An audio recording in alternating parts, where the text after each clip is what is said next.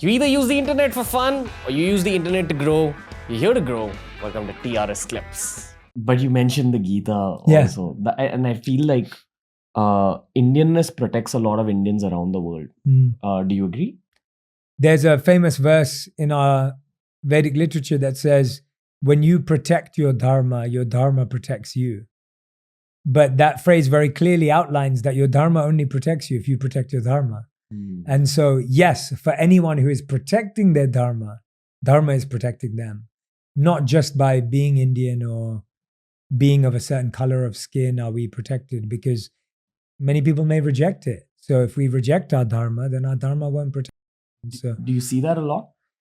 I see both. You know, so I grew up in London. It's really interesting because London was already quite multicultural and diverse by the time I was born.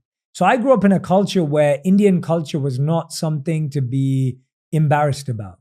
My parents would have had to go through that. When my parents moved to England, people would make fun of their accents. People would, call them names. Like, my parents would have had a really tough time, right? And that's why I even more wish they had therapy, because you can only imagine how much trauma they had to go through, far more than my generation. But what I found when I moved to the States is a lot of my Indian friends there will tell me, and I'm only basing this on what my Indian friends tell me, they grew up where Indian culture wasn't cool or celebrated or noticeable. I'm talking probably about 20, 25 years ago when my friends were growing up. And so for them, they used to hide their Indian culture, because you've got to remember that for America at that time, the only reference to an Indian person was Apu in The Simpsons. Like, that's the Indian reference. I remember the first time when I moved to LA, which was 5 years ago now, I went to get my haircut, and this hairdresser literally told me, she said, where are you from? I said, I'm from London. She said, I've never heard a brown person sound like you. And I was like, what do you mean? And she goes, oh yeah, I literally I've never seen a brown person, only Apu in The Simpsons. This was 5 years ago. And I was just thinking that for so many people, they have such a limited view of Indian people. And therefore, the Indian people that grew up there, who are my friends, will say that, yeah, we were bullied when we were kids. I have Sikh friends they were bullied for their turban, etc. And so I just think that I've experienced that so much, where different parts of the world came closer to Indian culture at different times. And so I didn't really grow up with any fear of being Indian, even though I was bullied sometimes for being Indian, definitely bullied for being Indian, but not as bad as my parents. Gauranga Das said this about you. He said that Jai is taking Indian wisdom to the world. You need a person of Indian origin to take all our ancient scriptures, turn it modern, and then take it out to the world. So are you aware of this reality? That this is what you're doing, or this is how the world perceives you? Because this is definitely how India perceives you. In a good way. In a good way. So first of all, I'd be honest. If Indians see another Indian person doing something on an international stage, it's always a good thing. But I love that, and that makes me feel very happy and proud as well, because possibly the only Indians who reject you are the ones who reject Indian culture anyway. Right. Got it. That's usually what I've got it. Interesting. Yeah, and you understand that better than I do. I think we speak to the same audience. Yeah. Agreed. Same problem, same fandom. Absolutely. I would say that, first of all, I'd say that Indian culture, Indian heritage, and Indian wisdom is so rich and it is so deep that I alone cannot represent it. I don't have that qualification. Like, I don't, and I'm just being honest. Like, it's so vast and beautiful and phenomenal that if one person claimed to represent Indian wisdom, then you can't. It's beyond one human being. It's too powerful. It's too beautiful.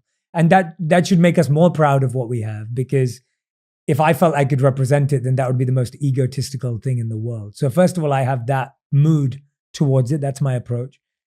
But I'm still trying. My humble attempt is to try my best to do that, in the sense of saying that I would love for everyone to have access to these ideas, access to this wisdom. And we've seen that through the rise of yoga, through the rise of meditation. I mean, you can see it ever in the world that these ideas are being adopted. And to me, it's beautiful to see the world taking joy and taking solace in our tradition and our wisdom. And the beautiful thing, I think, about the way our literatures are written is that they're not sectarian. They're universal. That's what makes them so special, that nowhere in the Gita does it say this is for Indian people or this is for Hindu people, or it doesn't say that. And that's what I love about it so much, that it was never written for a group of people. It was always written for the world. A monk once told me that they didn't have therapy back then, so this was the therapy. I don't know how true that is. You weren't the monk who told me that.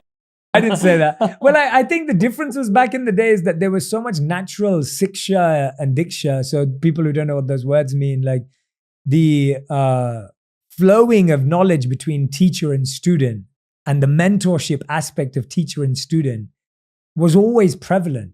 And the challenge today has become that we don't have that anymore. Like families used to have gurus and families would have teachers. And these teachers and gurus were not egotistic people who sat on top of a throne and told people what to do. And it wasn't that way. They did it humbly. I always talk about how the monks in the ashram, the senior monks would come and sit and listen to our classes, right? We were just kids. What did we know? But the senior monks would sit at the back of the class and take notes and ask questions because that was the humility by which gurus led. So we've lost that culture also. So partly the reason why I think so many young people question spiritual culture is because the leaders of spiritual culture have sometimes let us down because they've become egotistic or they've become, they've taken it on in a different way. And so I also empathize with those who struggle to adopt the culture. I think the one commonality I've noticed with everyone who accepts spirituality as a part of their life is that they've seen something really harsh when they were younger. And that harsh moment or situation forces them to accept it. And a lot of the people who keep rejecting it, reject it up to the point where they see a harsh situation come up. Right. And harsh situations come up. Oh God, yeah. New clips released at the same time that a podcast releases. This is TRS Clips. Make sure you subscribe.